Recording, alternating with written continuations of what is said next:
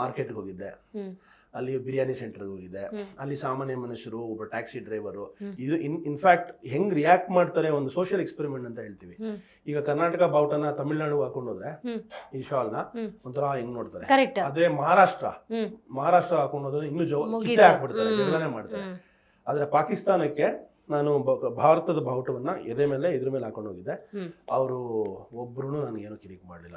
ಆ ಭಾರತ್ ಸೇ ಹೋ ಸ್ವಾಗತ ಹೈ ಆಪ್ಕಾ ಅಂದ್ರು. ಕಿರಿಕು ಅವರನ್ನ ಕ್ಷಮೆ ನಾವು ಯಾವತ್ತೂ ಕೊಡಕ್ಕಾಗಲ್ಲ.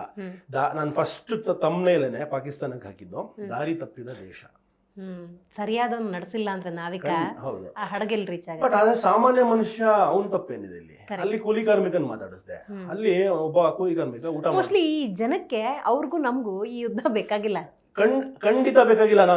ಅವ್ನು ಕೇಳಿದ್ನಲ್ಲ, ಅವನು ನನ್ನ ಪಾಕಿಸ್ತಾನಿ, ನಾನು ಅವ್ನಿಗೆ ಹೇಳಿದೆ ನಾ ಇಂಡಿಯನ್ ಅಂತ.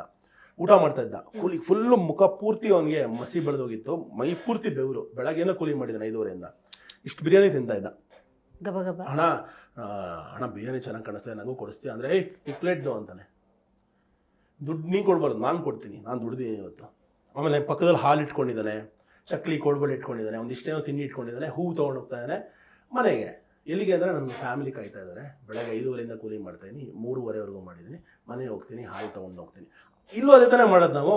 ನಮ್ಮ ಕೂಲಿ ಕಾರ್ಮಿಕರು, ನಮ್ಮ ಕಾರ್ಮಿಕರು ಅವತ್ತಿನ ದಿವಸಕ್ಕೆ ಎಣ್ಣೆ ₹5 ಎಣ್ಣೆ, ₹7 ಇದು ದುಡ್ದಿರೋದ್ರಲ್ಲ ₹50 ಇಷ್ಟಿಷ್ಟೇ ತಗೊಂಡು ಹೋಗ್ತಾರೆ. ಮನೆಗೆ ತಿಂಗಳು ಪೂರ್ತಿ ರೇಷನ್ ತಗೊಳಕ್ಕೂ ಯೋಗ್ಯತೆ ಅಂದ್ರೆ ದುಡಿಯಕ್ಕೆ ಯೋಗ್ಯತೆ ಇದೆ.